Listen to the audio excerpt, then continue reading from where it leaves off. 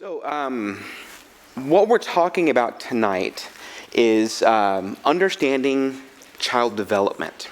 So getting kind of where the kids are developmentally. We're going to look at some things around understanding social development, kind of what you're talking about, how kids are socialized, how they learn things, but also the unique tasks and demands that are placed on children throughout the lifespan, and where some of you may have learned some of this stuff at some point, and we're going to bring it right back into focus, particularly looking at how this is impacted by the world of trauma.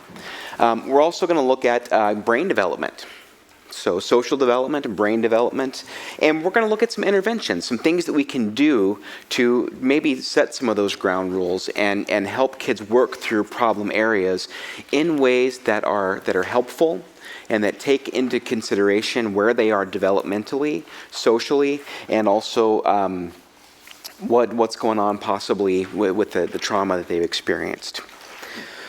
So we're going to start off with our parenting mindful moment number 3. This is going to be a little bit of a review tonight. We talked last week about putting on the manual controls. Remember, our nervous systems get triggered. We have moments. You may have just walked in from a moment that was really tough, dropping your kiddo off, and all of a sudden things are maybe not what you expected, and you start to get a little bit amped up. Remember, your sympathetic nervous system fires, the heartbeat starts to intensify, the lungs constrict, and the eyes start to squint, and we get this razor focus, we lose our peripheral, things get all tight. So we're going to practice a little bit of putting on the manual controls. Remember, your sympathetic nervous system's like a plane on autopilot, heading towards the side of a mountain. We're going to take the controls back, and we're going to do a few things to tell our body all is calm and all is peaceful. And we're here in a place where we can learn and be peaceful. So first thing we're going to do is just a little bit of mindful breathing. When your body's on autopilot, it just does what it does. It's really easy to get that huff and puff. Your body is gasping for breath to try to get ready for fight or flight. So we're going to kind of trick our bodies into that calm state. We're going to let it know we're in control. We're making a conscious choice, even about our breathing. So for our mindful breathing, we're going to start by just taking a few big, deep cleansing breaths. So breathing in through your nose and out through your mouth is something you kind of have to choose. It's not something you do most of the time. So that's a step towards mindfulness, is I'm going to choose to breathe in through my nose, out through my mouth. Everyone kind of take a few of those.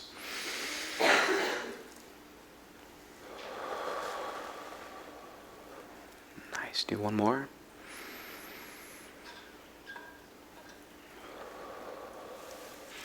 Try putting one hand over your stomach, one over your chest.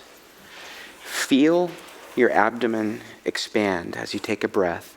Feel your chest rise and fall.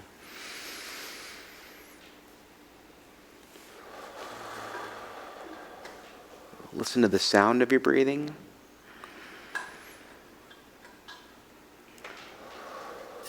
Nice. The next one is actually called square breathing. So for this one, we're going to really monitor the breaths that we take. We're going to try this all together and see what happens. If anyone feels lightheaded, don't keep doing it. Don't pass out. Go to your butterfly hug if you need to. But what we're going to do is we're going to try breathing in for 3 through the nose. Then we're going to hold it for 3. Then we're going to breathe out for 3. And then we're going to wait for 3. And back again. In for 3. Hold for 3. Out for 3. Wait for 3. Ready? I'll count so you don't have to count inside your head. We'll all do this together. Ready? In, 2, 3. Hold, 2, 3. Out, 2, 3. Wait, 2, 3. In, 2, 3. Hold, 2, 3. Out, 2, 3. Wait, 2, 3. Wonderful.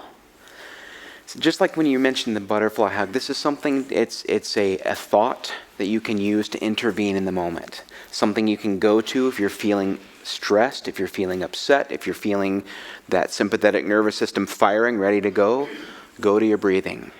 Listen to the sound of your breathing. Monitor your breathing. Feel your breathing. Use all of your senses to engage just in your breathing. The next one, this is a fun one for the kids too.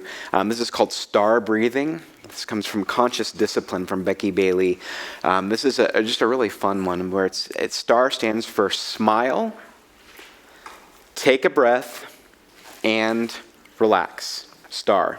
Smile, take a breath, and relax. You don't have to do a great big smile. It can be just a little like lifting of the corners of your mouth. Little Mona Lisa smile if you need to. And if you can't even muster a smile for yourself, you don't have to. You can even just grab your cheeks and just push them up into a smile.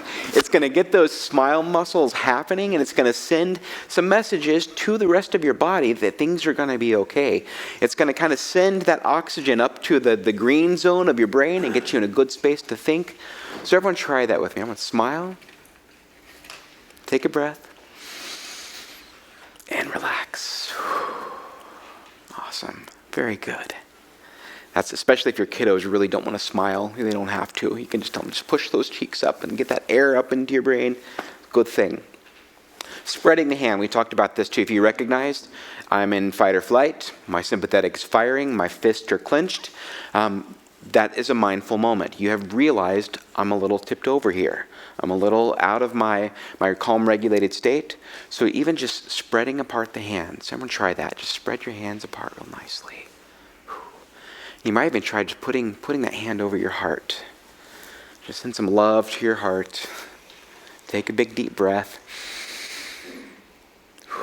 And I'm ready to face the day again. All right? And we mentioned this one last week too, the brainstem massage. If all else fails, grab that little divot right behind where your skull meets your spine, and just give a little quick. And this is a good one. It's like, it kind of looks like you're thinking, and it's kind of sending that message. Just one more thing to do to get yourself in that good space. All right, everyone feel okay? Ready to learn? Fabulous. All right, so talking about development and trauma, I mentioned this book last week, Creating Sanctuary by Sandra Bloom. It's a really, really good book. And as I was reviewing it this week, this idea really popped out at me. And I'm just going to read a paragraph out of this book that I feel like really fits when we're thinking about development in kids, what they've gone through before they get to your house. What they've gone through, or even if it's a kid that lives with you and the things that they've experienced may impact what they are able to do and not able to do. A couple of words here. Self-efficacy, as mentioned in this paragraph. What it means is, it comes from learning theory. It means people are more likely to do the things they feel effective at. If you've had some success at something, if you've felt even the slightest bit effective at something, you're more likely to do those things. So if you have had success at building relationships with adults as a child, you will be more likely to do that, more likely to build trust if that's happened. If that is not something that you have done, not something that you have felt effective at, then it's less likely that you will engage in those kinds of activities. So it goes kind of both ways.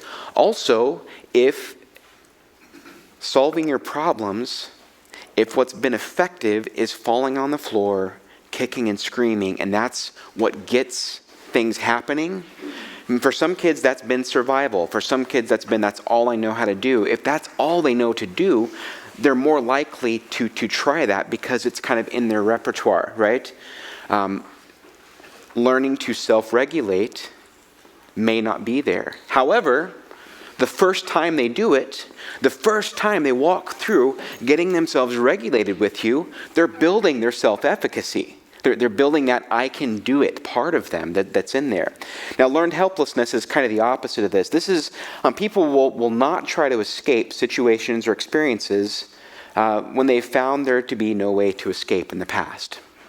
So this is that classic experiment of, they would have, an animal in a cage, and there was there's no bottom to it, and they would just be like swimming and swimming, and they would learn that they're helpless. And even if they were in a shallower cage that had something they could stand on, and they wouldn't look for it because they learned that they were helpless.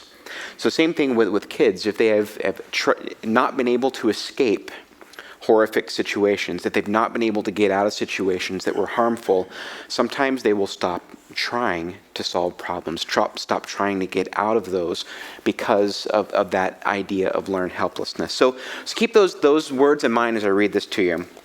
It says, people who are traumatized have been exposed to an acute experience of impaired self-efficacy and helplessness.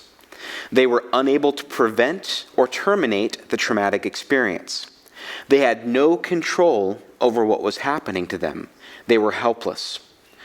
For children raised in abusive or neglectful homes, this failure to achieve a feeling of competence or efficacy often pervades their entire development.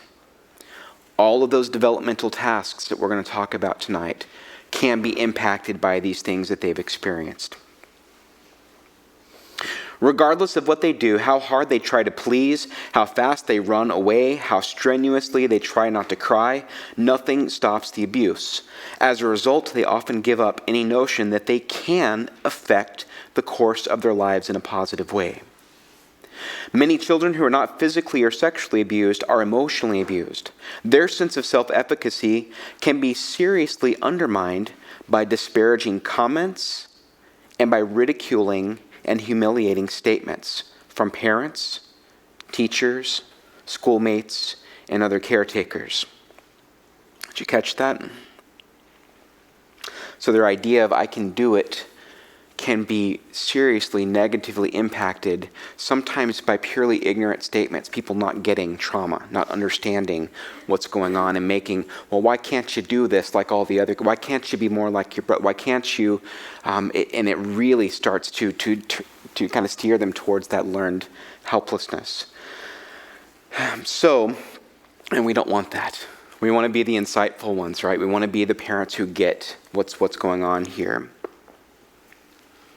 The absence or loss of self-efficacy can be countered, yes, with positive social encouragements, persuasions, and examples.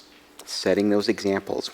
Unfortunately, helpless people often evoke rejecting and cruel responses on the part of the people that they need the most. Those who could most influence a more positive outcome. So what's saying is some of the behaviors can be hard to swallow, right? And they can be difficult to deal with. And when those interactions that they have with their people that could mean the most to them fall under that category of disparaging and discouraging, it can just kind of reinforce that idea of why reach out, why connect. But if we are of those who can get it and understand, you know what, kiddo, I understand why this may be harder for you than for your brother, or you than the other kiddos at school. I get that things are hard. I'm here for you to help you learn. We're going to get through this together. We can do this. That builds self-efficacy. That builds that idea of I can do it, and there's someone there that believes in me that's going to help me figure this out. All right. So we're going to jump right into it, because some of the things that happen are head scratchers. You had those moments where you just end up wondering, what's going on here? You ever wondered, your kid's done something and you're just like, you're baffled by what they've done. We're going to look tonight to try to make sense out of some of those baffling situations, some of those things that happen. There may be some real factors that are going into what's happening here. So I'm going to tell you 3 stories to kind of get ourselves primed here. Some head scratchers. So here's little Timmy. Let's see his little ice cream mustache there. This is called the Preschool Playdate Ice Cream Meltdown. So little Timmy is a new kiddo that you've brought into your home.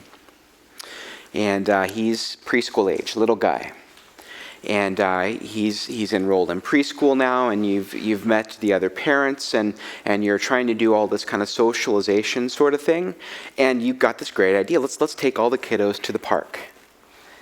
And you take the kids to the park, and you're thinking, this is going to be awesome. Timmy's going to get to meet all these kids and make lots of friends, right? Because that's what kiddos do. And you're thinking, I'm going to get to have some adult time. I'm going to get to adult a little bit and hang out with the other adults and talk about, get a few minutes to have some good connection. So you get there, and what's Timmy going to do? He's going to try to get your attention. Hey, look at this. Hey, watch this. Hey, I'm going to go down the slide. Watch me. Look, I'm going to roll on the grass. Hey, look at me. And you're saying, Timmy, there's all the kiddos over there. Why don't you go play with the kiddos? And what's Timmy want? Wants your attention. And he might do some things like interrupt, right? He doesn't get that when you're talking with the grown-ups, you were having a grown-up conversation, and he comes right up into the midst of the grown-ups, and he interrupts what's going on there. And he might even get a little fussy, and he might get a little upset and a little even mopey. So you decide, you know what? After about the 10th time that little Timmy's tried to come over and get your attention, the greatest thing in the world happens. The ice cream truck comes. Right? So you're thinking, here it is, gold mine. So you give Timmy a big, shiny $10 bill and say, okay, you guys go and pick out whatever ice cream you want from the ice cream truck. So they go and get their ice cream, and Timmy is just running as fast as he can back towards you, showing you the coolest ice cream he has ever seen. And he trips and he falls right in front of you and all the other parents and has his great ice cream meltdown. He's crying, he's upset, he's distraught, he cannot be soothed. What do? This is one of those head scratchers, right? This is one of those, what might be going on in his world? The next one, this is little Susan. So Susan is a middle schooler, and this is the middle school anti-screen-time conspiracy. So little Susan's been in your home for a while, and computers and social media and things that kids do are kind of this new world for her, and you've got all the great parental locks like you're supposed to have on all of that. But she's making some friends, right? And she's connecting because that's what all the other middle schoolers are doing, right? And you have worked to really set some limits around screen time with little Susie here. And it's working pretty well. And you've got a pretty good routine happening until spring break hits. When spring break hits, Susie's idea is, well, this is spring break, so I get all the screen time that I want, right? And she gets into it with one of the parents.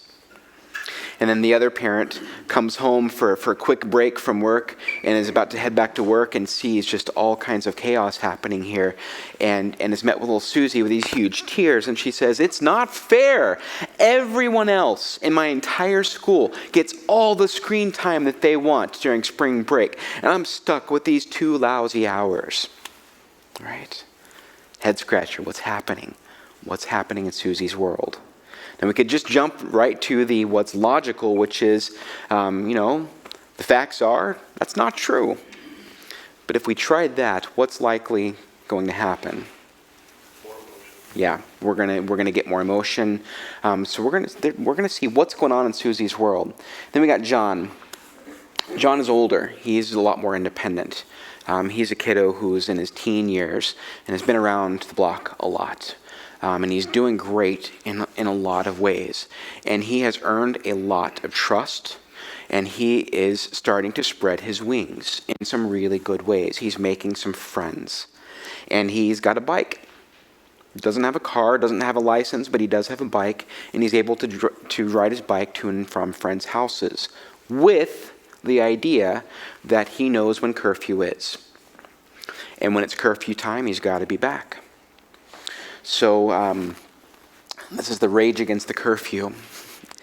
One evening, curfew time hits, and John has been at his friend's house. There's some guys and some girls there. They're all hanging out. They're having some good times, but you notice John's not back. Try to text, nothing. Try to call, nothing. Time goes on. Half an hour, 45 minutes. How are you feeling at this point? Your sympathetic nervous system should be firing right now. You're starting to feel on edge. You're starting to feel upset. John comes blazing through the door, slams it open. You see that his eyes are puffy, and he's got some tears. It looks like he's holding back, and he says nothing. And he makes a beeline to his room, slams the door, says he doesn't want to talk to anybody. What do we do? What might be going on in John's world?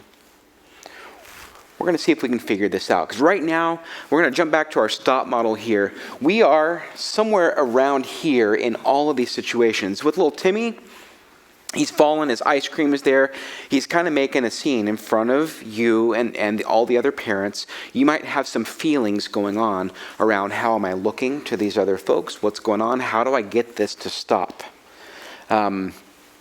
And with Susie, you're thinking she's being a little demanding. She's being fairly disrespectful. We're experiencing a drop in those feelings of value. We're not feeling in control. We're not feeling loved. We're not feeling respected. And we're having some natural emotions that come along with that. We might be feeling angry, sad, scared, frustrated, worried, ashamed. A lot of those things may be happening. And we have that tendency to want to protect ourselves. If we go the low road, if we go that road of emotional and survival thinking, we're going to try to meet this problem with force, or we're going to try to meet it with control. We're going to try to get bigger and stronger than them, which for a kid who has had a rough go and is missing some skills and might have some trauma going on, that's not going to be the language that's going to help them get through the moment. That's the language that's going to escalate the situation to where we hope that it's not going to go. So what do? In our stop model, the first thing we do is that we get ourselves regulated. We do our butterfly hug, we do our breathing, we do our container exercise, we do our prayers, our mantras, our breathing, whatever it is that we need to do to get ourselves calm. Because if you try to intervene with this developing child who is in a developmental crisis in that moment, and you yourselves are not regulated, this is not going to go well. Right? We have got to start by getting ourselves under control and calm and rational. We need our green brain. We need that executive skill, that executive state, our prefrontal cortex to make sense about what's going on. So once we get ourselves a little bit more regulated and calm, we're going to jump into our curiosity. And we're going to start asking ourselves some questions. We might start, like we did last week, by saying, what is it that I'm feeling and why? There's probably good reasons you feel the things that you're feeling. You can justify, it's fine. You know, any person in this situation would feel upset. It's okay. It's okay to feel upset. And this is a situation where you're dealing with a kid who needs you and needs you to be calm. So you're gonna be curious about yourself, but you're also gonna go to that place of empathy. What's going on in their world? What is happening? So some questions to ask. First, is this a developmental stage? Is there something about where they are developmentally that could explain this? A preschooler needing lots of attention. Is there something developmentally that could be going on? A middle schooler feeling like things are not fair. A high schooler with lots of big emotions and lots of big emotional reactions and some difficulty managing some of their freedoms. Is some of what's going on developmental? Is some of it brain functioning? Some of it have to do with how much capacity their brain has to get through crisis situations. Is there something about what's going on with the brain? Or is this kind of attachment and or trauma related? Does this have to do with their broken attachments, their attachment wounds that they've experienced with other adults? Or the reaction to stress that trauma would create for them? So these are the things that we're going to get curious about and ask ourselves. And hopefully by the end of the night tonight, you're going to have some answers to fill in there. You're going to have some go-tos. What's going on with my kiddo? Do I have some answers that might make sense? And what can I do to make it better? What can I do to give them the skills that they need? So we're going to start off by looking at developmental stages, looking at social development. The model that we're going to look at is tried and true. This is old school social developmental stages, first developed by Erikson a long time ago. So his idea was that every part of development involves a crisis. There's a problem to be resolved from birth until death. And that we're all working through these crises. And the thing is that we can't really get to this crisis over here until we fix this crisis at this younger stage. So I'm going to show you a video that kind of outlines the model, particular to the kids that you have in your homes. So his model goes on through like late adulthood, but we're going to start at birth and we're going to end kind of at transition age youth, right? That 18 to 26 years for our kiddos. So think about your kids. A little bit later tonight, we're gonna get to do some pinpointing. So as we're going through this, think about which of these stages describes where your kids are right now. Erikson's theory of psychosocial development identifies 8 stages which a healthy individual should pass through from birth to death. At each stage, we encounter different needs, ask new questions, and meet people who influence our behavior and learning. Stage 1. Basic trust versus mistrust. As infants, we ask ourselves if we can trust the world, and we wonder if it's safe. We learn that if we can trust someone now, we can also trust others in the future. If we experience fear, we develop doubt and mistrust. The key to our development is our mother. Stage 2. Autonomy versus shame and doubt. In our early childhood, we experience ourselves and discover our body. We ask, is it okay to be me? If we are allowed to discover ourselves, then we develop self-confidence. If we are not, we can develop shame and self-doubt. Both parents now play a major role. Stage 3. Initiative versus guilt. In preschool, we take initiative, try out new things, and learn basic principles like how round things roll. We ask, is it okay for me to do what I do? If we are encouraged, we can follow our interests. If we are held back or told that what we do is silly, we can develop guilt. We are now learning from the entire family. Stage 4. Industry versus inferiority. Now we discover our own interests and realize that we are different from others. We want to show that we can do things right. We ask if we can make it in this world. If we receive recognition from our teachers or peers, we become industrious, which is another word for hard-working. If we get too much negative feedback, we start to feel inferior and lose motivation. Our neighbors and schools now influence us the most. Stage 5. Identity versus role confusion. During adolescence, we learn that we have different social roles. We are friends, students, children, and citizens. Many experience an identity crisis. If our parents now allow us to go out and explore, we can find identity. If they push us to conform to their views, we can face role confusion and feel lost. Key to our learning are our peers and role models. Stage 6.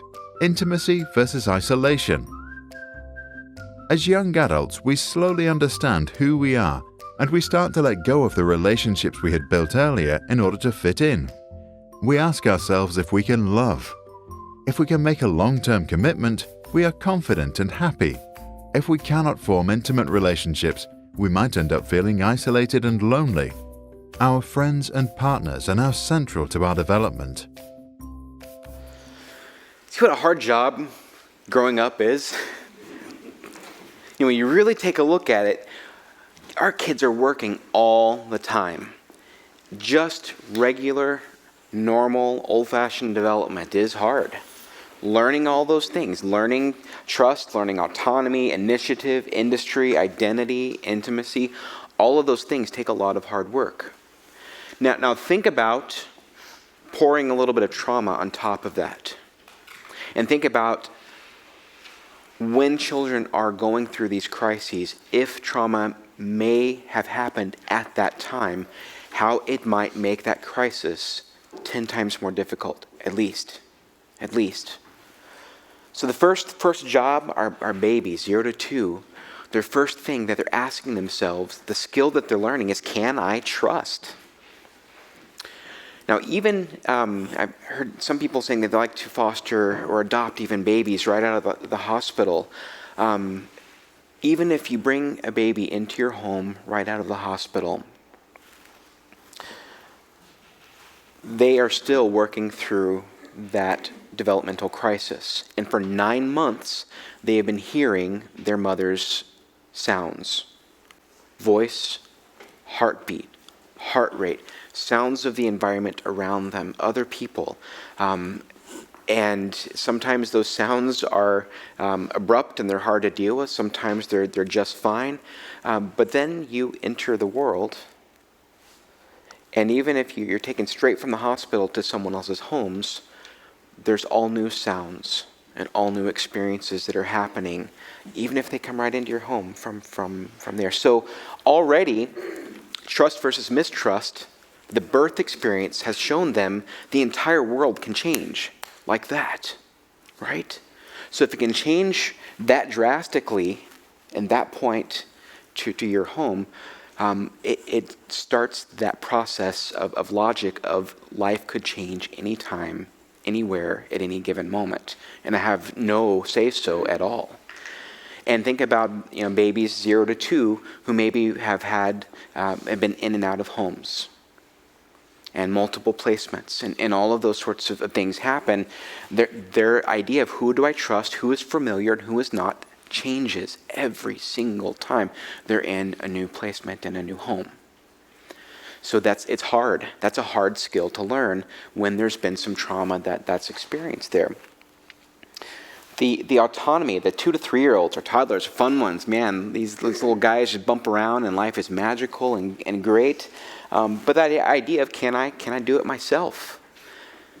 When think about the big major step that's happening around that time, 2 to 3. It's like potty training time, right? That's like the classical kind of psychoanalytic view of this of development, is that potty training is a big deal. Can I do it myself? But it's not just potty training. It's anything. Can I stack blocks by myself? Can I color with crayons? Can I kick a ball? Can I whatever it is? It's can I do it? So if a child is aware enough at that point that things maybe are not safe, or there's been abuse, or there's been neglect, their ability to focus on can I do it myself is going to be impacted, right? So you might get kids who are maybe stuck at that, I can't do it myself. I need your help. I need someone else because I can't do it, if they've had some difficulties during that time. So learning to trust yourself.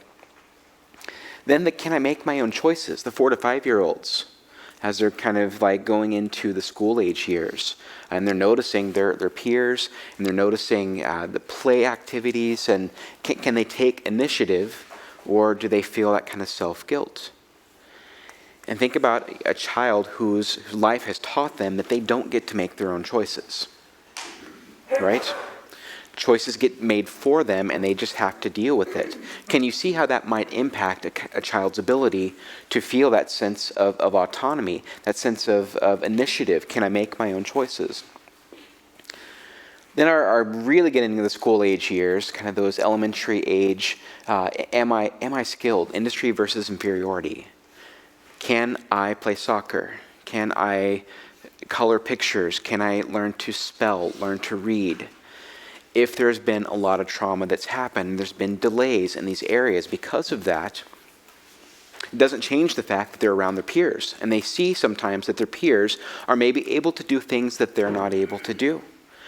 Maybe they were focused on surviving while other kids were thriving, doing Little League and Cub Scouts and Girl Scouts and all those sorts of things a lot of kids do during those times. If they were, cooking eggs for themselves on their stove because no one was around, they may have learned a different kind of initiative of I have to be the parent here, and I've got to do the adult stuff, and I've got no time for this kid stuff.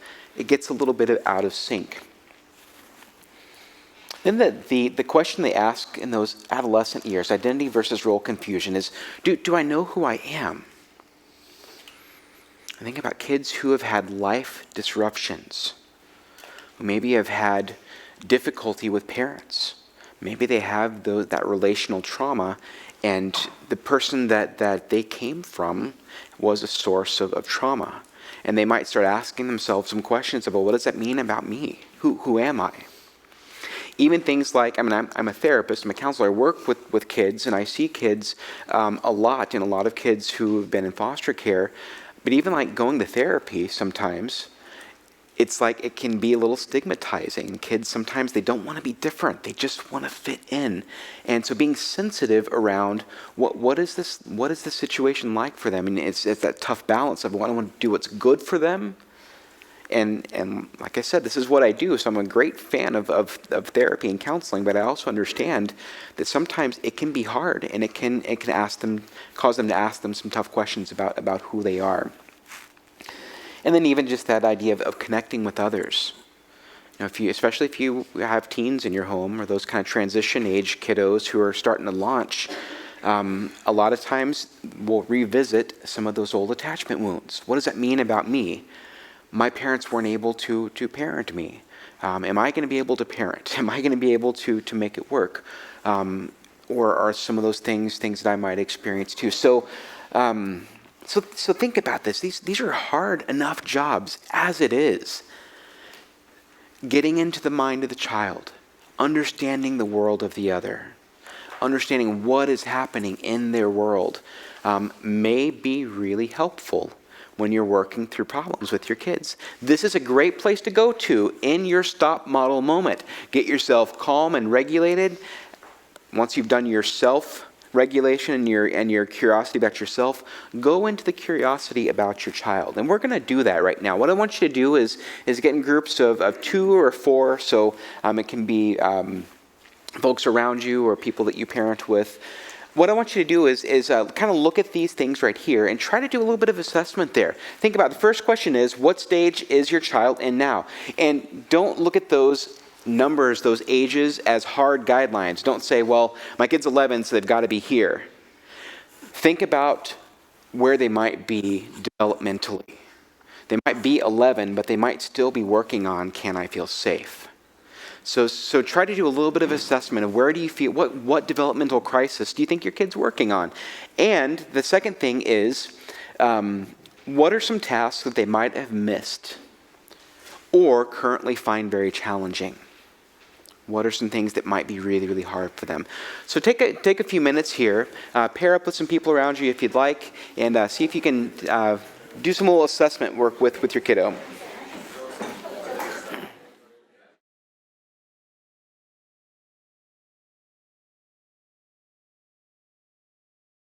Okay. I would love to hear, well, you guys are really chatting a lot tonight. I love this. This just, yeah. So what do you think? Anyone have a moment of insight while you were with your small groups? Anything that was like an aha moment, something you recognized, or any questions about this at this point? Yes? Well, like how much in utero, like the drugs that the parents took, or the, Yes. all that stuff. It's like you've already seen one of my slides for later in the thing. Absolutely. And I would just go ahead and say that now, that before they even get here, that there's things that may be impacting them. And some of those things may follow all through.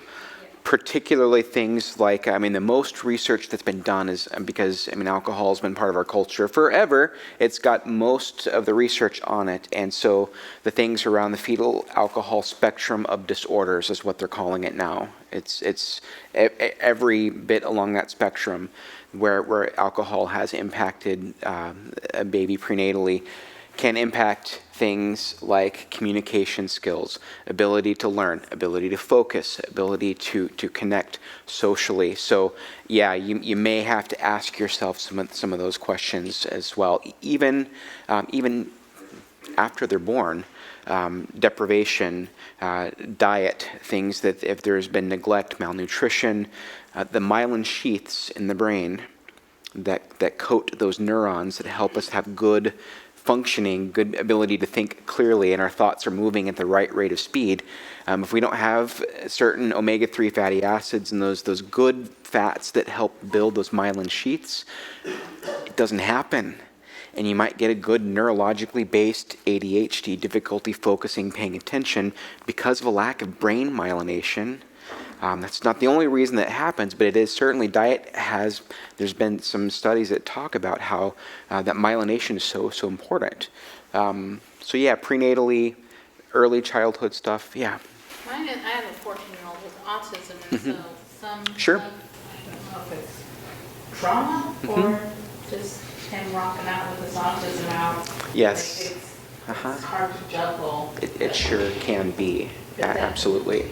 I can see the change in his comfort. He's now mine legally forever. Nice. And there's a noticeable change, but just trying to navigate that in terms of like this wheel. Right. So I wish we could, go back to Erikson, who built this, and said, "Hey, this is great, so great. You got all these great boxes here, but wow, what about trauma? What about prenatal exposure? What about autism? There's all those things that we know now that really can have an impact on this at any stage. Really, really great questions.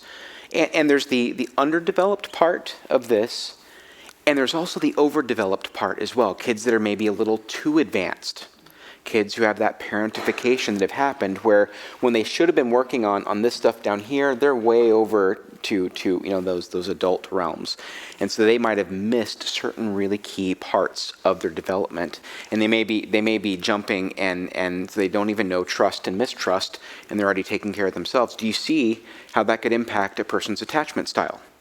Relationship style. That's the roots of avoidance is I can't trust you to take care of me. I can trust me to take care of me, and that works, right? Yeah. Good thoughts. Any other thoughts, questions? Well, those things can surface, it can be dormant for a long time. Yes. We had an infant who was diagnosed with fetal alcohol syndrome and didn't manifest any behavior until well after adoption. We stayed in touch with the adoptive family. Yes. In the 6 to 11 range, started seeing behaviors that were directly attributable. Yes. So that is, the question for those out there was, or the comment was, these can manifest later. You may not always see them right away. Absolutely. And in addition to that, in addition to manifesting later, it's like it won't manifest until there's a demand for it. Right? You don't know that a kid has lagging social skills until you throw him in a group of like-aged children. And it's like, oh, all of a sudden, here it is. Or any of those things. So manifesting later. Also, sometimes trauma will be revisited throughout these stages as they get older and they start understanding. So think about how some of those, when you're thinking about who am I, you might revisit some of that trauma that happened way, way back, even if it's birth, even if my parents weren't able to care for me for whatever reason. They might start asking themselves that way later. So it's not like they get it, they're done, out the door, they're great. It's understand when there's trauma, these things do revisit as kids develop the ability to understand the world around them better. Excellent. Speaking of, we're now going to move from social development into more of like cognitive development. We're going to look at some of the brain components to development, starting with the very, very first stages here. So what we're going to look at is the importance of relationship for brain development. This is looking at the serve and return response. This is a phrase that I will use a lot for the rest of our time together. So this video is pretty important, getting the idea, what is this whole serve and return thing, and how does it work, and how can I work well with it?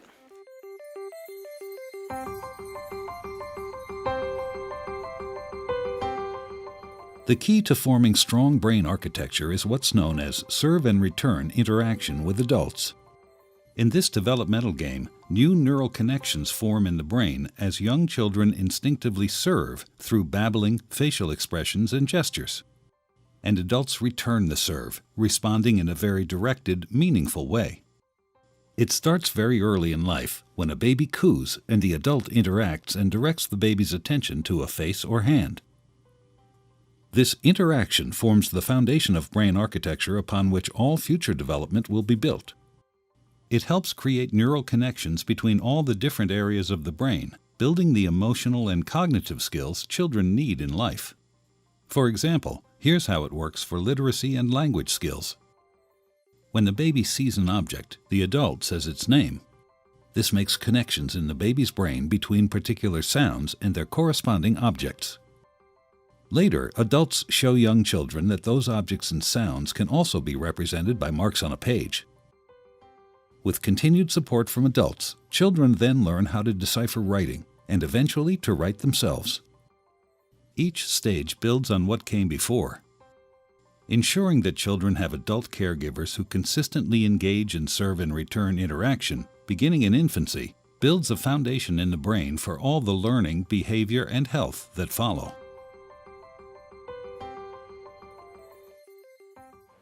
Does that make sense, that serve and return?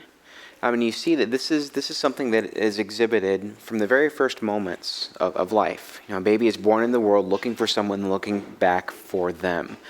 So they're going to give bids for attention, and when they start to see that when I do that, someone responds to me, that the brain loves that. It is so healthy, so important. And can you imagine how, if a kid has missed out on that at any point, how important that is, and that they may exhibit some of those bids for attention well beyond maybe their developmental stage.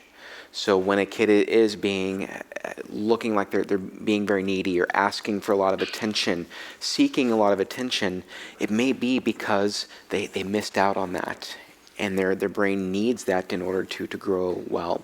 So from the first moments of life, serve and return is a really important process that babies, toddlers, young children are learning. I want you to think also about some other skills beyond just the can I get the attention of the people who care for me. Think about skills like thinking ahead. Anyone ever had a problem with a kid that was due to them not thinking ahead, right? Or impulse control. Hey, this looks really fun, I'm just going to jump in with both feet before I really think ahead about what's going on. Or even planning skills. Planning, organization. I like even the words anticipating consequences of actions. Can I think about if I do this, then what will happen next? There's a lot of thought involved in that, isn't there? So what this skill is called is executive functioning skills. This is something that we're not born with, something that develops over time. We start seeing the roots of it early in a child's life, but it's something that builds. So I want you to take a look at this and think about this through the lens of your kiddo. Think, is this something they've got down well, they're doing great with it, or is this something that may be a little bit of a lagging skill for them at this moment? So this video is going to show kind of what executive functioning skills are and how they're developed.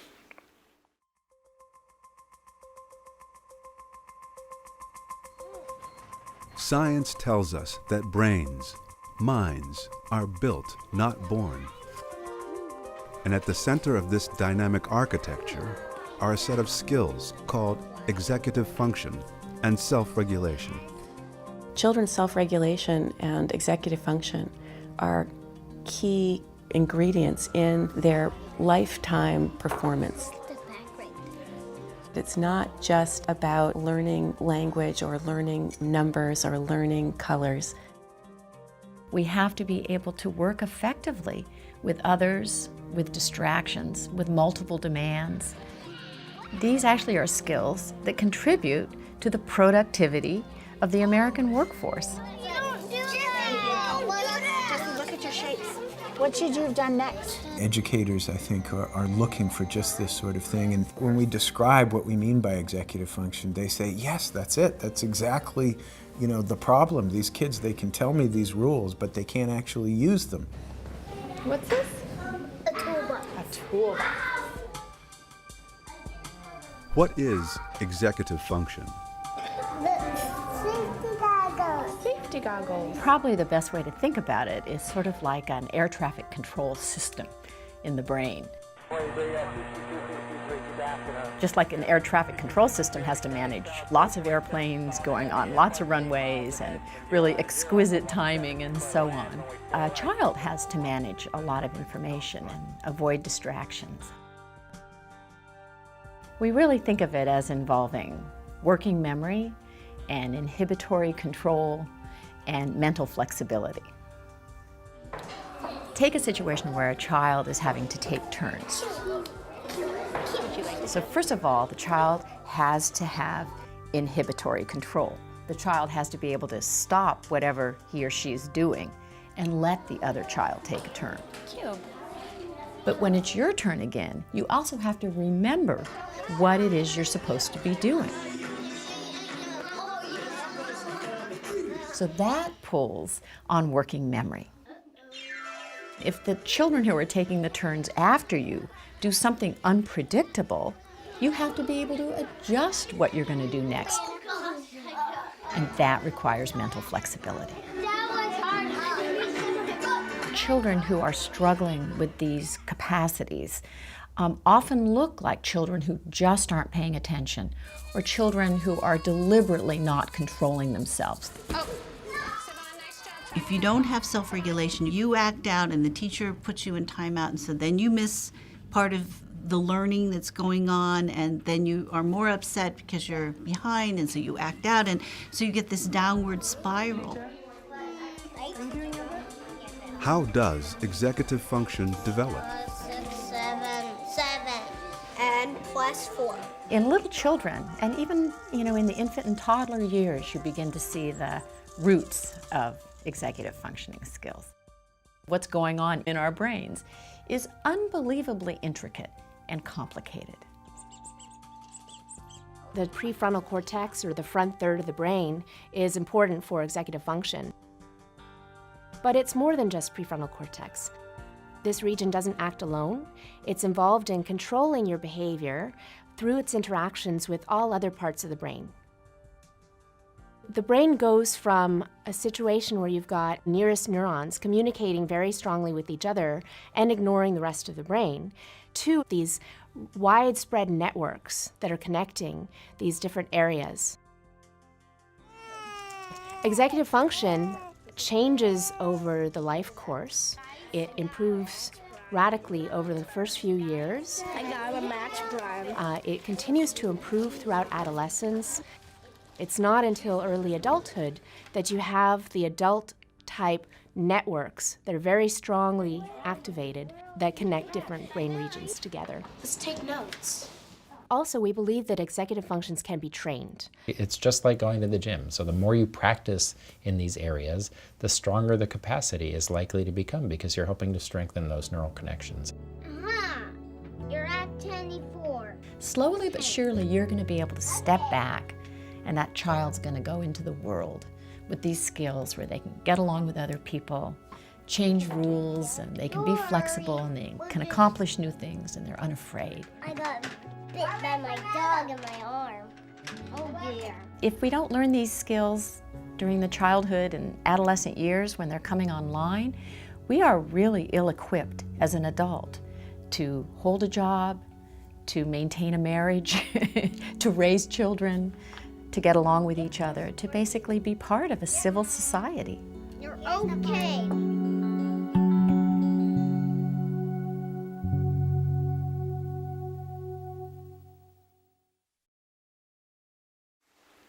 How about that?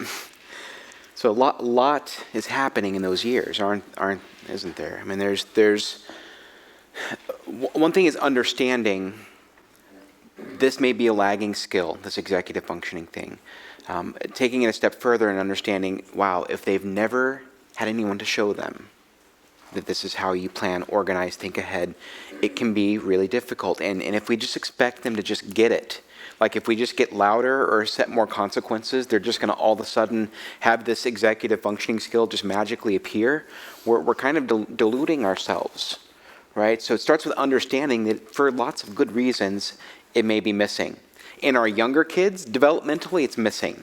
2 and 3-year-olds are awful at impulse control. They just are. They just do whatever. And then those early childhood years, kids say whatever's on their mind, even if it's super embarrassing to you and your company that's over. They just say stuff, right?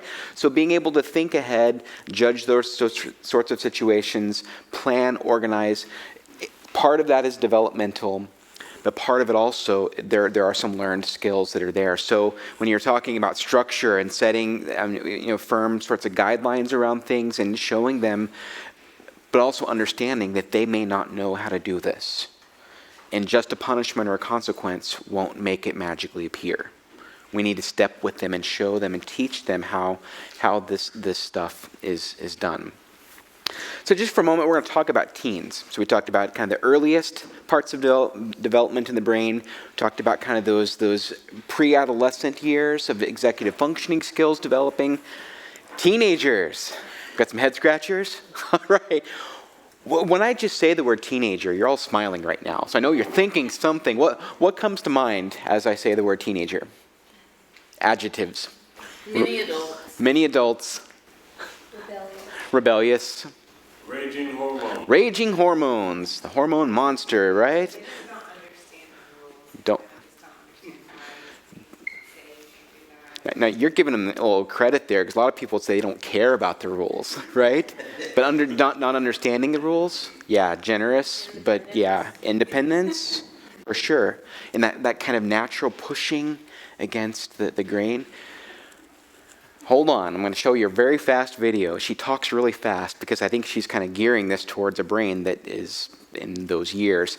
But I want to see if, I think she hit almost every single thing that you guys mentioned right there. And if she didn't, well, we can maybe come up with some other answers. But see if this explanation of the teen brain helps this stuff make some sense. Maybe become a legal adult when you're 18, but scientists say, 18, a grown-up? Yeah, right.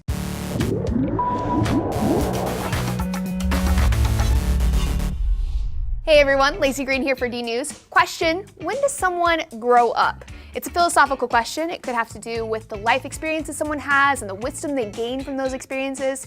It's also a scientific question. Being a grown-up is related to how mature you are, or more specifically, how developed your brain is. For years, scientists have known that the human brain is not fully developed until around the age of 25. Although we have all of our gray matter, which includes cell bodies and neurons, nerve fibers, and support cells, by the time we're 12, it takes more than a decade for all that matter to become fully wired and pruned for efficiency. So this is a process called neuromaturation, and scientists believe it's the reason why teens in general, share some common behaviors. So I'm talking about things like sensation-seeking, risk-taking, and needing to be accepted by their peers. So the teenage brain is going through a lot of critical transformations, particularly in the prefrontal cortex, which is one of the last areas of the brain to fully mature. It's responsible for executive functions like goal setting, paying attention, motivation, planning, understanding consequences, and having self-control. So the fact that these functions are underdeveloped is part of why teenagers tend to engage in risky and impulsive behaviors like experimenting with drugs and alcohol, having unprotected sex, speeding, and doing stupid things that drive their parents a little cray-cray. Right around puberty, the brain's dopaminergic reward centers also become highly active and slowly wither out as you become an adult. This makes teenagers especially prone to peer pressure. The reward centers are super sensitive to social approval or disapproval. One study found that a 20-year-old was 50% more likely than a fully grown adult to do something risky if two peers were watching. Scientists have also found that brain circuitry responsible for emotional responses are changing, making teens more responsive to emotionally loaded situations than both children and adults. So teenagers might seem like they're being really dramatic with their emotions, but the reality is they're experiencing them very intensely. They're also experiencing a lot of feelings for the first time, which can exaggerate their intensity further. Intellectually speaking, the capacity to learn will never be as high as it is when you're a teenager, and their intellectual power and ability to do mental tasks is already right up there with adults. So I think there's a tendency for grown-ups to become impatient and dismiss teens as stupid, immature, and incapable, but it helps to remember that teens are undergoing a lot of neurodevelopment. It's all a part of the natural process where a human moves from dependence on caregivers to an independent, fully functional adult, which is obviously a really important time, and in my opinion, is well deserving of a little extra love and patience. Thanks for joining me for D News. Now you have the sign. She talks fast, right? Gotta hold on tight when you got teenagers. To answer some questions, just that when she's talking about the dopamine in the brain, like you get greater rewards during that year than you do at any other time. Things feel really intense. Emotions feel really strong. Their limbic system, that downstairs brain, the emotional brain, is driving the ship. It is dominant during those years. The prefrontal cortex is not fully developed. They're dealing with less brain architecture than we have. They just have less of it. So understanding when those emotions are so high, some of it's hormones, but some of it is actually brain development there. An interesting thing, there's another study that's cited in another video that's on the website, looked at how teens interpret social cues, and that they're so highly sensitive to social cues that they would show these pictures of like a parent with kind of a little bit upset, but kind of more like neutral sort of face. And most adults, when in this research study, they would use the word like confused with this parent. But the teens, when they showed the teens the same picture, the teens described it as disgust or anger. So they pick up on cues really sensitively, and it's very easy for them to interpret some of our stuff as anger or disgust when we might just be confused, or might just be kind of thinking. If you have teens or will someday, I want to recommend the book Brainstorm. It is excellent. It's by Dan Siegel. There's links to it on the website. But I'm just going to throw out here, he debunks a lot of myths, and these are like the 3 top ones that he debunks in the book Brainstorm. But the book is excellent, even it's written towards adolescents, for them to understand their own brains, but also for adults who care for them, so we can understand what's going on in there as well. But the first one, you nailed it. Raging hormones cause teens to go mad or lose their minds. That's the myth. The reality is, hormones do increase, but that's not all that's happening. So much more of it is brain architecture. And when you talk to a kid and you say, oh, you're just being hormonal, I mean, how dismissive is that, right? And that's not going to get you a lot of points. If, on the other hand, you can say, wow, your brain is growing so fast and it gets a little ahead of itself sometimes, and the part of your brain that is responsible for emotion is about the strongest that it will be at any point in your life right now. It makes sense, right? We got an explanation in the story. So you're not going crazy. Your brain's growing. Maybe confusing, but I'm here to understand what's going on. The other one is that it's a time of immaturity, and teens just need to grow up. Just get over it. Get over yourself. His answer to that is that this is a unique and special time. Again, how dismissive is that? Just grow up. Just act your age. Just be more mature. But if we can come at it as, wow, what a unique, creative, explosive time in your life. This is a time for you to explore who you are. Find your interests. Find your passions. The world is changed by people 18 to 24, right? It's like the time of revolution. Things are really happening. So helping them really capitalize on what's happening with their brain is great. And this one, the myth is that this is a time where they move from total dependence to total independence, right? As soon as the clock ticks and they turn 18, we shove them out the door and they're grown, right? Out of your hands. During this time, I love the word he uses here, is interdependence is what the stage they're in right now. They need to go back and forth. There are times when they need to spread their wings and do some new things. And they need you as a home base to come back to. So having that, and if you get that, if you understand that, that can be super, super helpful during this time. And just keeping in mind what you say about your teenagers has the power to either radically encourage or hopelessly enrage or discourage. The opposite of encourage is discourage, to take the courage away. We can actually, with our words, kind of hinder that self-efficacy that they need. That sense of I can do it may be either helped or hurt by the words that we choose to use with our teens. So keep it in mind, a little review. Their brain is under construction. Things are still being built. Their downstairs and their basement are the most active parts. They are a lot more vulnerable to the stresses of life. For kiddos, the lid is easier to flip than for adults. Keep that in mind when you're interacting with your kids. We have to be the ones to do the self-regulation. Just by the math of it, we have more mass up here. We have more ability to understand, to anticipate consequences, to be aware. We have to exercise our great, fully formed adult frontal lobes to help our kids. They need to borrow ours sometimes. Also keep in mind, this is really interesting. So, a baby's born with their with their right brain plug and play. It's ready. Babies are born emotional beings. They're born with like that attachment stuff happening, and the images and the emotion, the big picture. You kind of need that in order to survive. So you're born with right brain ready to roll. Left brain is still under construction. This is why babies can't talk. They need software in that computer. They need logic laid down. They need words laid down. So all of those left brain sorts of skills are under construction. They're being built. And keep in mind too, if there's been some sort of injury to their development, those things may be later. They may be a little bit delayed. So recognizing their emotional brain is going to be stronger than their logical brain all the time.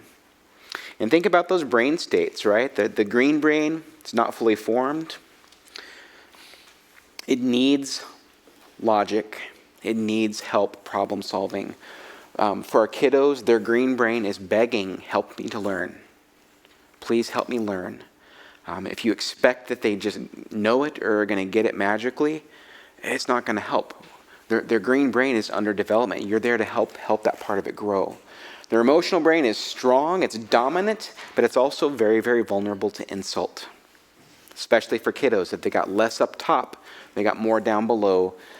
What that part of the brain is begging is, please help me feel loved. Help me feel known. Help me feel connected.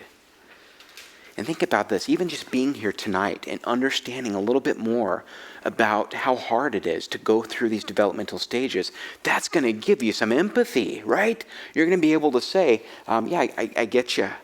I get that this is hard. And especially if you're going to look at it through that trauma-informed lens and say, wow, this is hard for everybody. And for you, I can see how this is maybe a little bit harder. And I'm here for you. I'm not going anywhere. I get what's going on, and I'm able to help you work through this.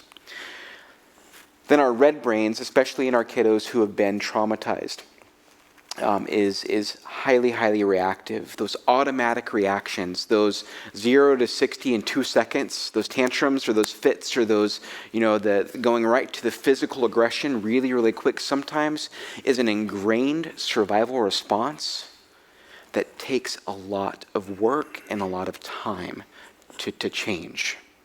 Can be done, but takes a lot of time and a lot of work. So that part of the brain is begging, please help me feel safe. Please help me to feel safe. Oh, our prenatal slide. We've already talked about that. You're so awesome. So we've gone over that one. So be curious about social development. Be curious about cognitive development, and also be curious about just what's going on in that attachment development for the kids. Remember, we're writing the stories of how we do relationship from the time we're born to right now. Think about everything that a child's experienced up until the point of right now in their lives. And think about those attachment styles that we talked about the first night. So our kiddos who are securely attached, who have some security, maybe they've built some security with you, or you've just got security from the get-go, they see closeness as safety. So when your child who has a good secure attachment and is maybe working to build a good secure attachment with you, when they're under distress, don't be surprised if they come to you for support. But also that they can go and handle some things on their own. But closeness is safety, and distance isn't uncomfortable. It's okay. For avoidantly attached kiddos, don't be surprised if they go by themselves to get safe. For kiddos who are avoidantly attached, who have been neglected, or there have been wounds that are there, they've reached out and no one was there to help meet their needs, the last thing they want to do is try again. This is the learned helplessness part. They've learned, last time I tried, this didn't work. Why on earth would I try this again? So distance keeps the child from being rejected. It's if I can go away, I can trust myself. I cannot predict what my grown-ups are going to do. So in order to stay safe, I'm going to get a little bit away. For our anxiously attached kiddos, the ones who maybe as a survival technique would get loud, would get needy, would get clingy, because if they weren't seen, bad things could happen. Don't be surprised if being seen becomes their go-to. That's how they get safe. And this can be tough, especially if you've got a little bit of avoidant, dismissive attachment in you, and you've got a kiddo who's reaching for your attention. This can be a trigger. This can be shark music. Be aware of that. Recognize what it is and deal with it as you need to. And for our kiddos who are anxiously, fearfully disorganized, attached, safety's hard to find. They'll try anything to feel safe. Sometimes they'll come close to feel safe, and that feels yucky, because the last time they got close, things got bad. So then they'll get distance, because distance feels a little bit better, but then they feel scared because they're alone, and so there's a real push and pull that happens with a fearful and disorganized kiddo. So this is the kind of thing where you have to recognize the same thing may not work twice with a kiddo like this, and being very aware that they're building their attachment narrative. So get curious. What's this behavior about? When I'm dealing with this kid, is there some anxiousness? Is there some dismissiveness? Is this fearful, disorganized? Is it that we've gotten so close and now they go and break all my stuff? Because they're testing the limits there. Well, you love me up to this point, but if I step over that line, what's going to happen? Remember that they're building that logic of relationship, right? And it's very common that when you're doing all the right stuff, you sometimes might get some really negative behaviors. Sometimes they're testing the boundaries of your attachment with them. And sometimes it's, boy, this just, I know that the next shoe is going to drop. I've been removed so many times, and I'm tired of people making choices for me. And I've heard kids tell me, I know exactly how to get removed from a placement. I know what to do, and I know what buttons to push. They're smart. They've learned survival like nobody else has. And so don't be surprised if there's some savviness sometimes in that. And if you can look at it and say, aha, I get it. I get where they're coming from. This is that thing that happens. And we go to our place of security. And we use all the security of ourselves and our close relationships, and we're there to help hold that kiddo. That's super important. So what do we do? What do we do in these situations? Things go badly. Problems happen. We're gonna look here at 3 different interventions from Dr. Dan Siegel. These are in the book Brainstorm. They're also in The Whole Brain Child, the No Drama Discipline. But a few just interventions that really speak to attachment, trust, and development for kiddos. It starts with a calm parent. So get yourself regulated, then exercise curiosity about yourself, empathy about them, and then move into action. And here's our action. The first technique is called connect and redirect. It's 2 things, connect and redirect. It's understanding that more than likely this right brain is going to be the most active, especially when your kid is having a problem, when they're having a difficult situation. They're not thinking logically, they're not thinking rationally, they're thinking emotionally. So if you come at their feeling brain, their feeling hemisphere, with just more consequences, more rules, we go to the logic side, this half of the brain does not speak that language. It just feels scary, it feels weird, and it might drive them further into that right hemisphere of their brain, saying it's safe over here, it's better to just get more and more emotional because that's what's happening right now. So understanding that when you come at a kid with the facts, with the logic, and they're in their emotional brain, not always going to go so well. So connect first. Connect with that emotional side. You might say some things, recognize the feelings. Recognize what's going on. Try to get into their mindset. You exercise that empathy. Wow, this looks super hard for you. You look really scared right now. Looks like you don't even want me talking to you, and I get that. I'm going to back off a little bit. Speaking the language of the right brain. You connect first. I see you're upset.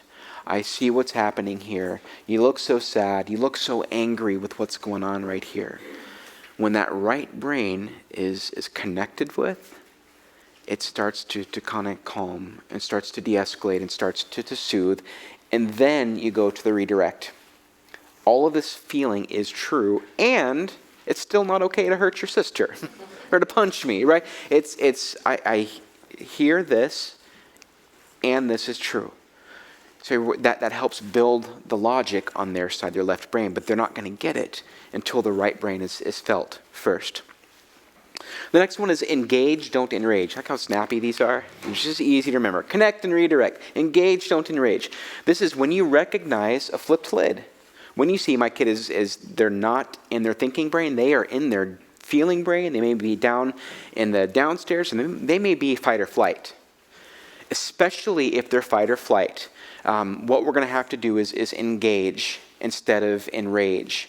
You know what enrage looks like, right? If their lid's flipped and your lid's flipped, and you're trying to get them to mind or behave or to get something, it's gonna drive them deeper down, especially a kid who's experienced trauma, because that's reinforcing. You see, I was right to be worried. This grown-up is getting loud. What's going to happen next? Usually, loud starts and then pain comes next. So they might be really kind of have a really slick neural pathway to when my grown-up gets to this point, this may be the next thing that happens, and it's not good. So what do? We want to engage. So we might do things like getting at or below the child's level. We're going to engage. We're going to demonstrate calm. We're letting them borrow our calm in this point. We're going to engage with them. Use body language to communicate.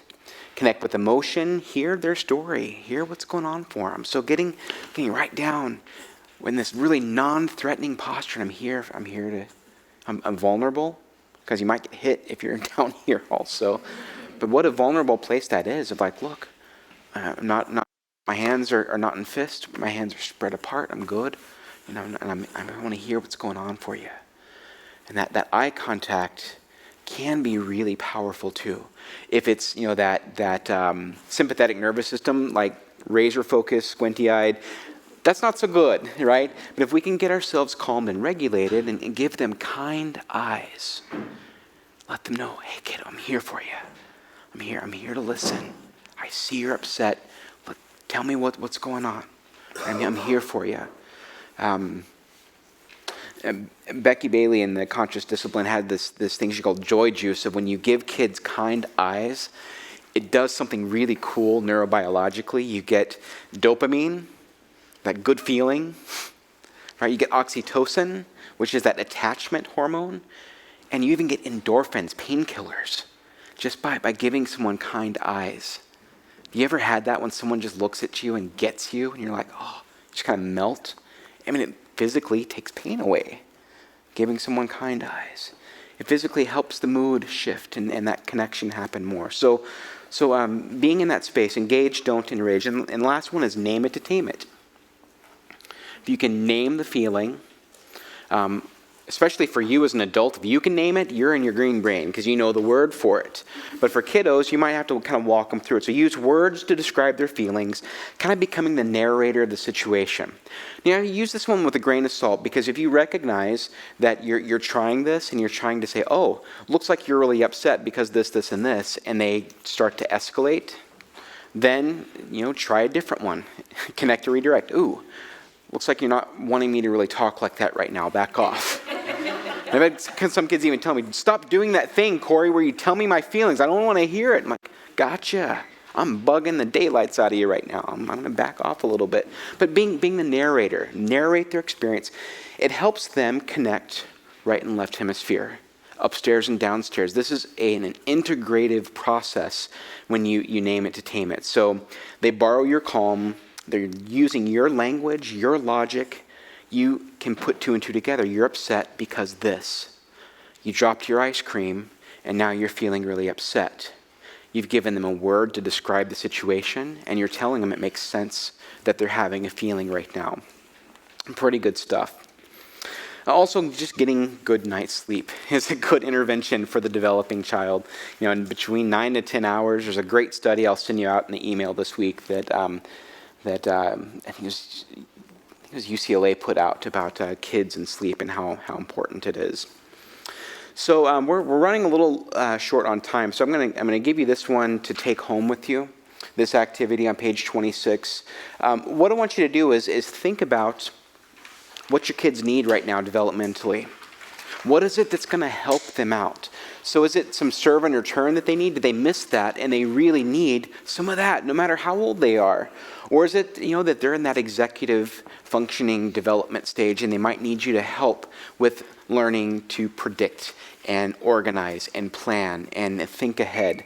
Or is it some social skills? Is there something about their social development that may be a little out of sync that needs some understanding? Or some identity development? Are they in that stage? So in the last minutes here, what I want to do is go back to our kiddos. So little Timmy, what do you think he needed at this point? Well, yes, more ice cream.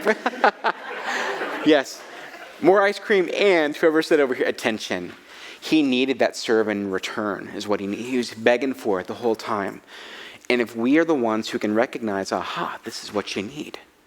And sometimes there's this 30-second rule where, especially when kids are new to your home or your placement and they interrupt a lot, you give them that 30 seconds. Okay, Timmy, what you need, buddy?